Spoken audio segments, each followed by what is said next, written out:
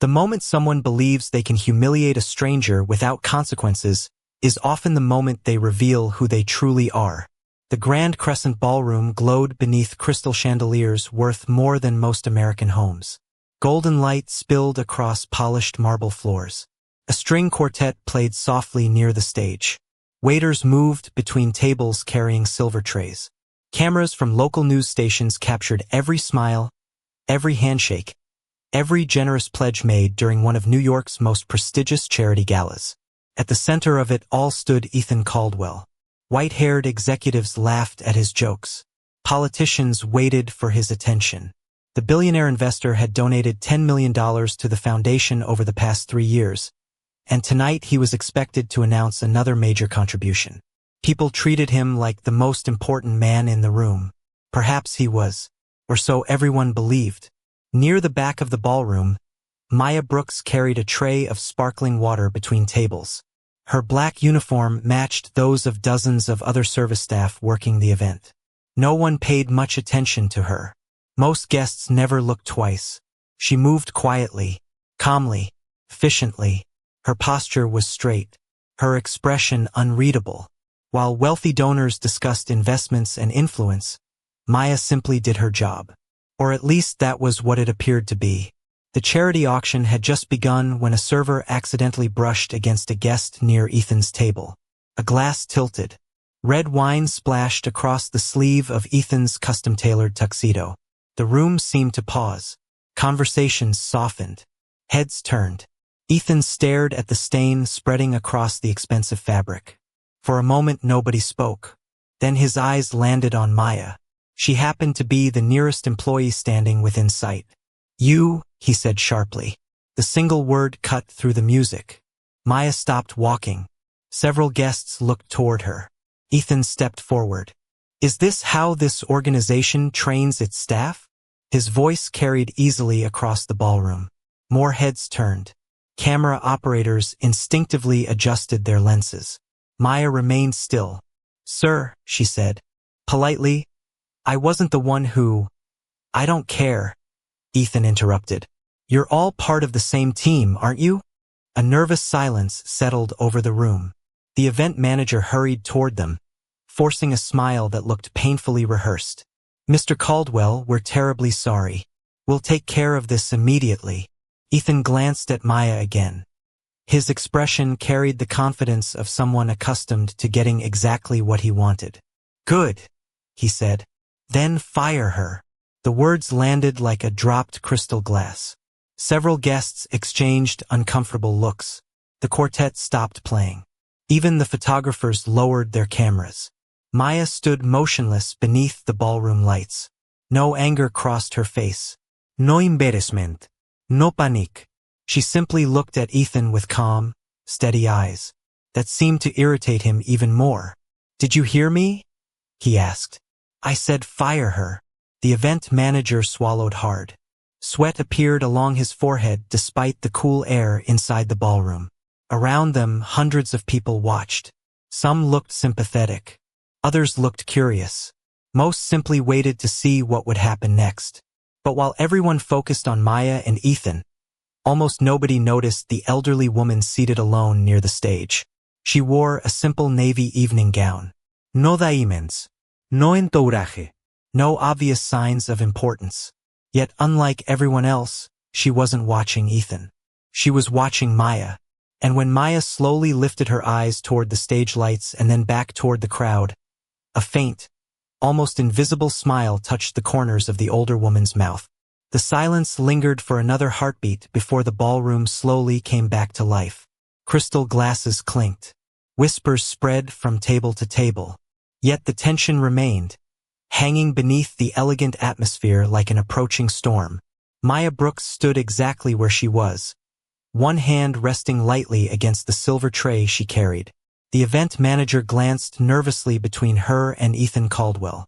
He looked like a man trapped between two impossible choices. Ethan folded his arms. His expensive watch caught the chandelier light. Around him, influential guests waited for the outcome. Many had spent years watching people bend to his demands. Some appeared uncomfortable.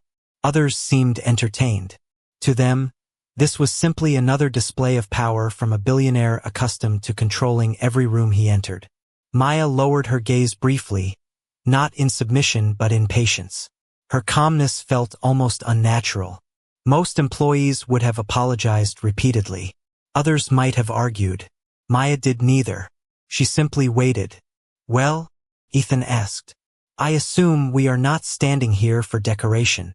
The event manager forced a laugh that immediately died. "Mr. Caldwell, perhaps we can discuss this privately." "Why?" Ethan replied. "The mistake happened publicly." His voice carried through the ballroom once again. "The response should be public too." A few guests nodded. Others shifted uneasily in their seats. Near the stage, the elderly woman in the navy gown remained silent.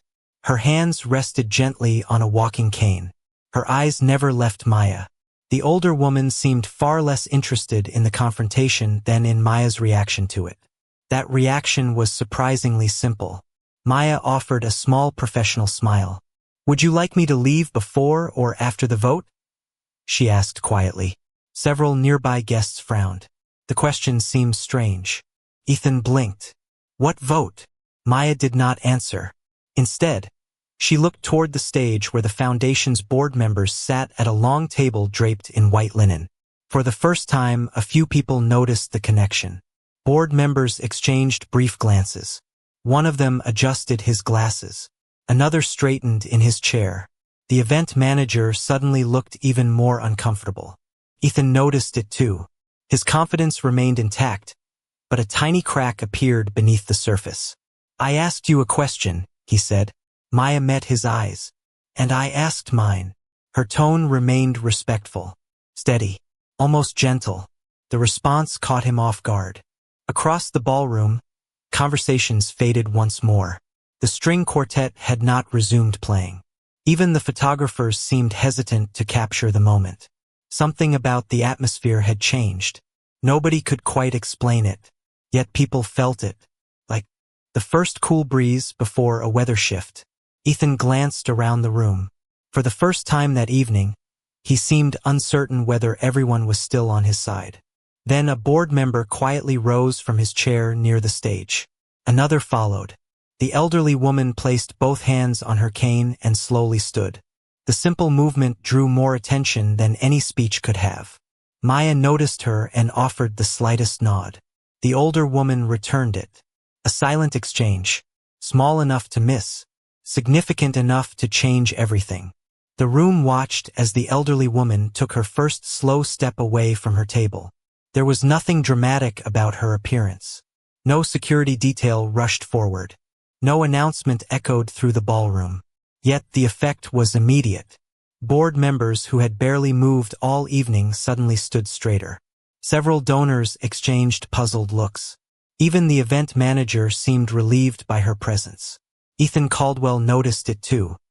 His jaw tightened slightly as he followed her movement across the marble floor. "Who is she?" one guest whispered. Another shook his head. Nobody seemed certain. The woman approached the center aisle with measured grace, her cane tapping softly against the floor. Maya remained still, calm, patient, almost as if she had expected this moment all along. Ethan forced a smile. It was the same confident smile that had helped him close billion-dollar deals and dominate boardrooms across the country. "I believe we were handling a staffing issue," he said loudly enough for nearby guests to hear. "There is no reason to interrupt the evening over a simple personnel decision." The older woman stopped. Her eyes settled on Ethan. For several seconds she said nothing.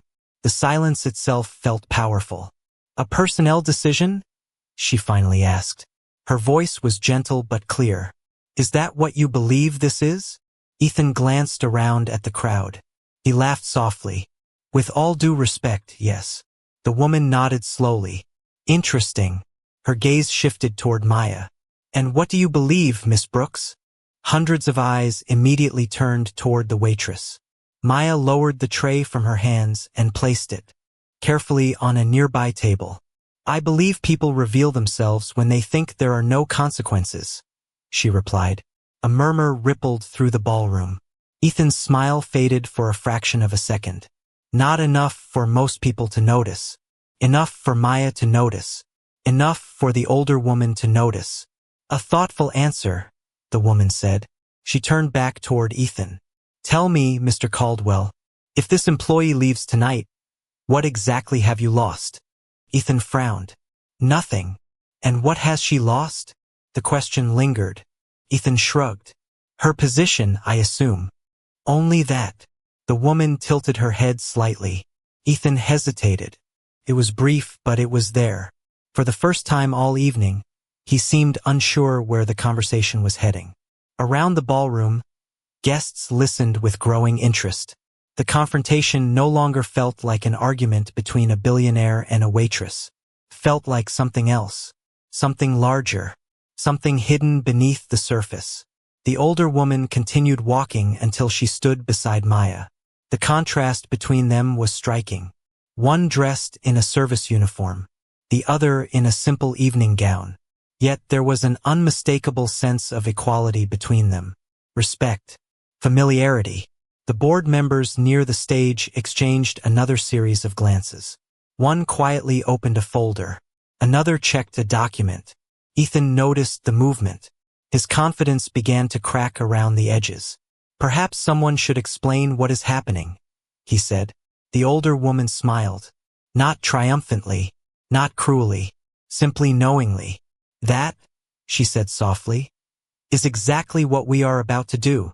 For a moment, nobody moved. The ballroom seemed suspended between two realities. In one, Ethan Caldwell remained the most powerful person in the room. In the other, that certainty was beginning to dissolve. The elderly woman stepped forward and accepted a folder from one of the board members. The gesture was simple, yet it immediately changed the atmosphere. Several executives who had been standing comfortably beside Ethan now drifted a few feet away. Not intentionally, not consciously, but distance has a way of appearing when confidence begins to crack. Ethan noticed. His eyes narrowed. I am still waiting for an explanation, he said. And I am still deciding how much of one you deserve, the woman replied calmly. A ripple of surprise passed through the crowd. Very few people spoke to Ethan that way. Almost nobody did it publicly. Maya remained beside her, silent and composed. The older woman opened the folder and glanced at several pages before closing it again. She did not appear interested in the documents themselves. Instead, she seemed interested in something else entirely. Character, judgment, truth. Do you know what tonight was supposed to be about? She asked. Ethan folded his arms. Charity. Partly. Her eyes swept across the ballroom. But more importantly, stewardship, trust, responsibility, the idea that influence should be used carefully. The room fell quiet again. Every year, she continued, the foundation evaluates projects seeking long-term support, not only financial performance, not only public image, leadership. Several guests exchanged glances. Ethan's expression remained controlled, but tension now lived beneath it. And what does that have to do with her? He asked, gesturing toward Maya. The woman smiled faintly. An excellent question. She turned toward Maya. Miss Brooks, how long have you been working tonight? Since 4 o'clock this afternoon, Maya replied. And how many people have you served? Maya considered the question. A little over 100. Any complaints? None until recently. A few restrained chuckles moved through the audience. Ethan did not laugh. The older woman nodded. Interesting. She looked back at Ethan. 100 people interacted with her this evening. 100 people were given an opportunity to demonstrate patience, kindness, respect, or indifference. Ethan exhaled slowly. This is becoming ridiculous. Is it? She asked softly. Because I find it remarkably revealing. The words landed with surprising weight. Near the stage, another board member stood and approached the microphone. No announcement was made. No speech began. His mere presence created anticipation. Something important was clearly approaching. Ethan glanced toward the stage, then back toward Maya. For the first time all evening, he truly looked at her. Not her uniform, not her role. Her The calm in her eyes unsettled him. She did not look afraid. She did not look angry. She looked prepared. That realization sent a flicker of uncertainty through him. The older woman noticed it immediately. "Mr. Caldwell," she said gently, "have you ever considered that the most important person in a room is not always the one everyone notices first?" Across the ballroom, the final whispers faded. Every eye remained fixed on the unfolding scene. And somewhere beneath the crystal lights and polished marble, the balance of power continued its quiet shift. The board member standing beside the microphone adjusted a single sheet of paper and looked toward the elderly woman for approval. She gave the smallest nod. Nothing more. Yet it was enough. The room grew still. Even the waitstaff, who had continued moving quietly around the ballroom, now paused near the edges of the room. Ethan Caldwell remained composed on the surface, but his attention had become sharper. He was no longer treating the situation as an inconvenience. He was trying to understand it. The problem was that he had entered the story halfway through. Everyone else was beginning to realize that Maya Brooks had been part of it from the beginning. The board member cleared his throat. "Before tonight's final funding vote," he announced, "the foundation completed its annual leadership assessment." Several guests looked surprised. Others appeared confused. Ethan frowned. "Leadership assessment?" The elderly woman answered before anyone else could. "Money tells us what a person can build," she said. "Character tells us whether they should." Her words settled across the ballroom like a quiet wave. No one interrupted. No one laughed. The atmosphere had changed too much for that. Ethan glanced toward the stage. "You are evaluating donors?" "Among others," she replied. "People who seek influence over the projects we support." Ethan folded his arms again. "And you believe a conversation with a waitress determines that?" The older woman smiled gently. "Not a conversation. Pattern." She turned toward Maya. "How many galas have you attended this year?" 12, Maya answered. A murmur spread through the room. Several guests looked at her with new curiosity. Ethan's expression tightened. 12, Maya nodded. "Across 6 states. The event manager lowered his eyes. Suddenly his earlier nervousness made sense. He had known more than he could say. The elderly woman continued. "For the past 8 months, Miss Brooks has participated in a leadership observation initiative conducted by our foundation." The words landed heavily. Ethan looked from Maya to the board members and back again. "Observation initiative." "Yes," said the woman. "A simple concept. Place someone in a role that society often overlooks. Then observe how people treat them when they believe there is nothing to gain." Silence followed. Deep silence. Not uncomfortable. Revealing. Maya stood quietly beside the older woman. She did not appear proud. She did not appear triumphant. She looked exactly as she had looked all evening. Calm. Professional. Ethan slowly exhaled. "And what exactly have you observed?" For the first time, the elderly woman looked disappointed. Not angry. Not judgmental. Simply disappointed. "Enough," she said softly. "Enough to know that kindness offered upward is courtesy. Kindness offered downward is character." Across the ballroom, several guests lowered their eyes. Some seemed thoughtful. Others seemed embarrassed. The board member stepped closer to the microphone. "The results of this year's assessment will be included in the final recommendation package submitted before tonight's vote." Ethan's gaze shifted toward Maya once more. This time there was no dismissal in his eyes. No assumption. No certainty. Only questions. And somewhere beneath the glow of the chandeliers, he began to understand that the evening was not unfolding the way he had imagined. In fact, it had never been his evening at all. No one reached for a drink. No one checked a phone. The ballroom that had been filled with conversation less than an hour earlier now felt like a courtroom without a judge. Every person present understood that something important was unfolding, even if they could not yet see the final shape of it. Ethan Caldwell stood motionless beneath the chandelier light.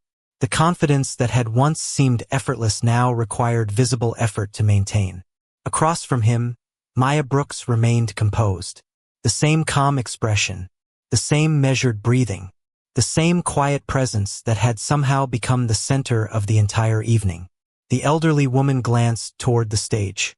"Please continue," she said. The board member nodded and opened another folder. "Over the past 8 months," he began, "participants in the Leadership Observation Initiative were evaluated across multiple categories, including respect towards service personnel, treatment of junior staff, response to inconvenience, accountability, and consistency of conduct in public and private settings." Several guests shifted uncomfortably in their seats. Suddenly, many seemed to be replaying their own interactions from earlier in the evening.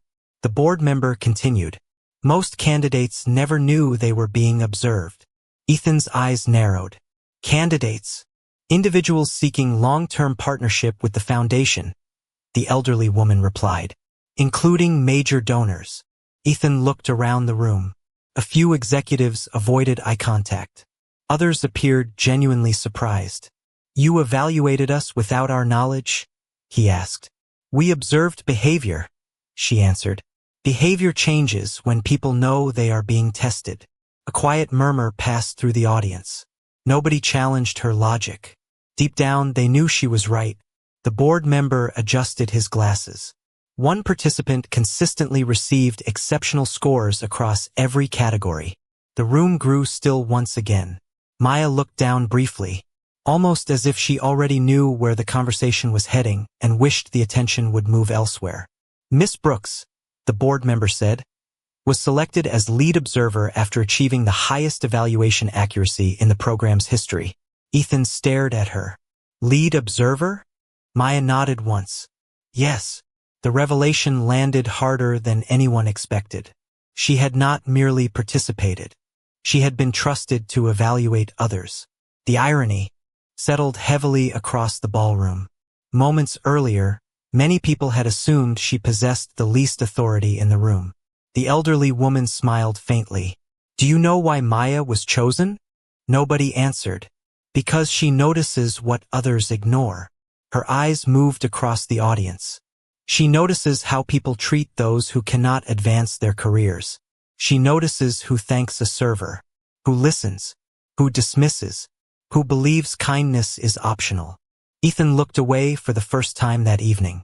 Not because he had lost an argument, because he was remembering the hurried dismissals, the assumptions, the impatience, the moments that had seemed insignificant at the time.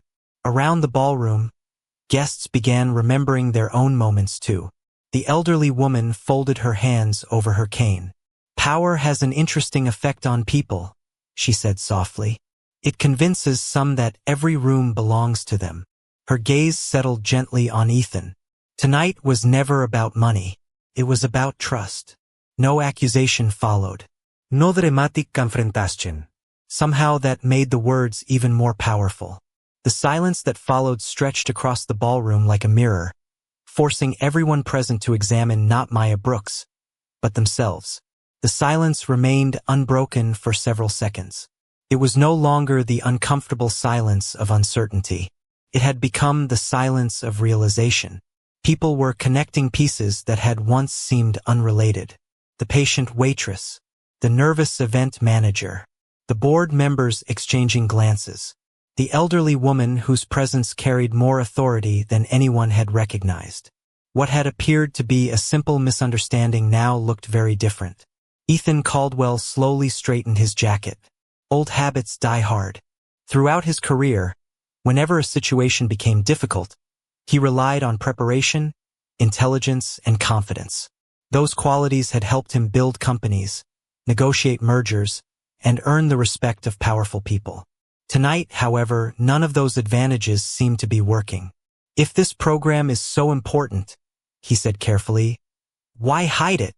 The elderly woman looked at him with surprising warmth. "Because authenticity cannot be scheduled." Several guests nodded. She continued, "When people know they are being evaluated, they perform. When they believe nobody is watching, they reveal themselves." Ethan considered her answer. For the first time all evening, he did not immediately challenge it. The board member returned to the microphone. "As part of the assessment process, Observers documented thousands of interactions across dozens of events. He opened another folder. Most observations were routine. Some were memorable. Maya lowered her eyes. She clearly disliked being the center of attention. The elderly woman noticed and smiled gently. Miss Brooks never asked for recognition, she said. In fact, she repeatedly declined it. Several people looked surprised. The board member nodded. Last spring, during a fundraising dinner in Chicago, she noticed a junior employee being ignored by executives and quietly included him in a discussion that later led to a successful partnership. She never mentioned it afterward. Another page turned. In Dallas, she spent nearly an hour helping an elderly volunteer after an event ended, long after everyone else had left. Another page. In Seattle, she identified discrepancies in a proposal that saved a community program from receiving inadequate funding. Around the ballroom, expressions began to change. Maya was no longer being viewed as someone wearing a uniform. She was being viewed as someone whose judgment had repeatedly benefited others. Ethan listened without interruption. Each example seemed to pull the room further away from the assumptions that had existed at the beginning of the evening. The elderly woman stepped closer to Maya. "Do you know why people trust her observations?" she asked. Nobody answered. Because she never starts by asking who someone is. Her eyes swept across the audience. She starts by noticing how they treat people. The words settled deeply. Ethan looked toward Maya again. This time he saw details he had completely missed before. The confidence in her posture. The absence of fear. The quiet discipline behind every response. None of it matched the story he had created in his mind when he first looked at her. And perhaps that was the lesson. Not that Maya had hidden who she was, but that he had never bothered to find out. Near the stage, several board members began reviewing documents one final time. The vote was approaching. Everyone could feel it. Yet strangely, the outcome no longer seemed to be the most important thing. The more important question was what each person would remember after leaving the ballroom. And for Ethan Caldwell, that question had already begun to answer itself. The board members gathered near the stage for the final review. Papers were exchanged quietly. Pens moved across documents. No dramatic speeches were needed anymore. The evening had already delivered its most important message. Around the ballroom, guests watched with a different kind of attention. Earlier they had been interested in donations, announcements, and social connections. Now they were interested in something far less comfortable. Themselves. Ethan Caldwell stood near the center of the room, surrounded by people yet somehow isolated by his own thoughts. For the first time in years, he found himself replaying a conversation instead of controlling it. Every assumption he had made about Maya Brooks now seemed embarrassingly incomplete. The elderly woman slowly returned to the stage. As she reached the microphone, the room became silent once more. "Before tonight's recommendation is announced," she said, "there is something I would like everyone here to remember." Her voice remained gentle. "No anger. No judgment. Character rarely appears during prepared speeches. It appears during ordinary moments. Small moments. Moments when no reward is expected." Several guests lowered their eyes. The truth of her words was difficult to ignore. She turned toward Maya. Miss Brooks spent 8 months observing leaders, donors, executives, and community partners.